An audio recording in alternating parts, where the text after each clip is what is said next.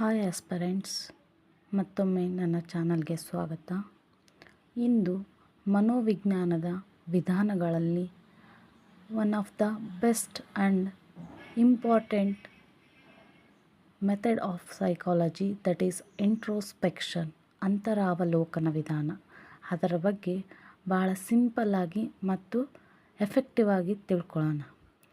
ನಮಗೆ ಗೊತ್ತು, ಮನೋವಿಜ್ಞಾನದಲ್ಲಿ ಕೆಲವೊಂದು ಪ್ರಮುಖ ವಿಧಾನಗಳಿವೆ.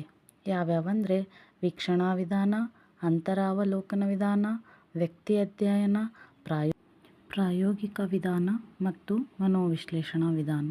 ಇಂದು ನಾವು ಅಂತರಾವಲೋಕನ ವಿಧಾನದ ಬಗ್ಗೆ ತಿಳಿದುಕೊಳ್ಳೋಣ.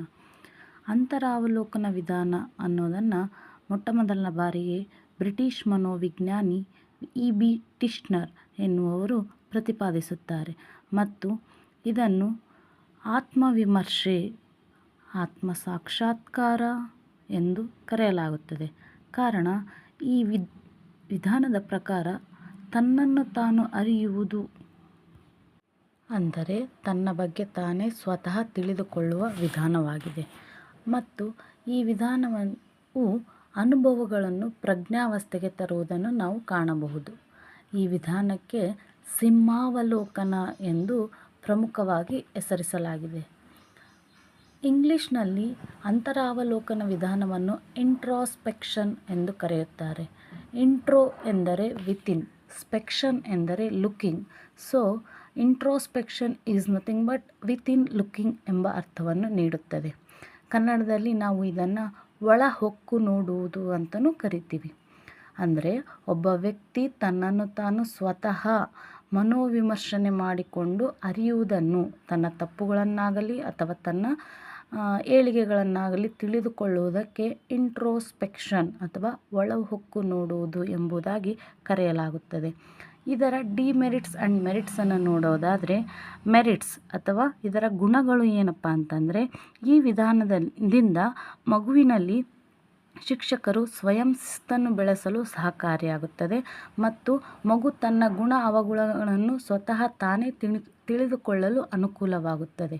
ಅದರ ಜೊತೆಗೆ ಶಿಕ್ಷಕರೂ ಕೂಡ ತಮ್ಮ ಗುಣಮಟ್ಟವನ್ನು ಅಭಿವೃದ್ಧಿಪಡಿಸಿಕೊಳ್ಳಲು ಈ ವಿಧಾನ ಉತ್ತಮವಾಗಿದೆ. ಡಿಮೆರಿಟ್ಸ್ ಅಥವಾ ಅವಗುಣಗಳೆಂದರೆ, ಇದು ಅತ್ಯಂತ ಸಣ್ಣ ಮಕ್ಕಳಲ್ಲಿ ಅರಿತುಕೊಳ್ಳುವುದು ಕಷ್ಟ ಸಾಧ್ಯ. ಅಂದರೆ ಕೆಲವೊಮ್ಮೆ ಮಕ್ಕಳು ತಮ್ಮ ತಪ್ಪುಗಳ ಅರಿವನ್ನು ಅರಿತುಕೊಳ್ಳಲು ಕಷ್ಟಪಡುತ್ತಾರೆ. ಅದೇ ರೀತಿ ಬುದ್ಧಿಮಾಂದ್ಯ ಮಕ್ಕಳಲ್ಲಿ ಕೂಡ ಅವು ತಮ್ಮ ತಪ್ಪುಗಳನ್ನು ಅಥವಾ ಏಳಿಗೆಗಳನ್ನು ಅರಿತುಕೊಳ್ಳುವುದು ಕಷ್ಟವಾಗುತ್ತದೆ. ಹಾಗಾದರೆ ಒಟ್ಟಾರೆಯಾಗಿ ಅಂತರಾವಲೋಕನ ವಿಧಾನದ ಕೀ ಪಾಯಿಂಟ್ಸ್ ಏನಪ್ಪ ಅಂತಂದರೆ, ಆತ್ಮವಿಮರ್ಶಾ ವಿಧಾನ, ಆತ್ಮಸಾಕ್ಷಾತ್ಕಾರದ ವಿಧಾನ, ಒಳಹೊಕ್ಕು ನೋಡುವ ವಿಧಾನ ಮತ್ತು ಶಿಕ್ಷಕರ ಗುಣಮಟ್ಟ ಅಭಿವೃದ್ಧಿಗೆ ಸೂಕ್ತವಾದ ವಿಧಾನ ಯಾವುದೆಂದರೆ ಅದು ಅಂತರಾವಲೋಕನ ವಿಧಾನ. ಅದೇ ರೀತಿ ಇಂಟ್ರೋಸ್ಪೆಕ್ಷನ್, ಸಿಂಹಾವಲೋಕನ ವಿಧಾನ ಯಾವುದಂದರೆ ಅದು ಅಂತರಾವಲೋಕನ ವಿಧಾನವಾಗಿದೆ. ಸೊ ಇದೇ ರೀತಿ ಸೈಕಾಲಜಿ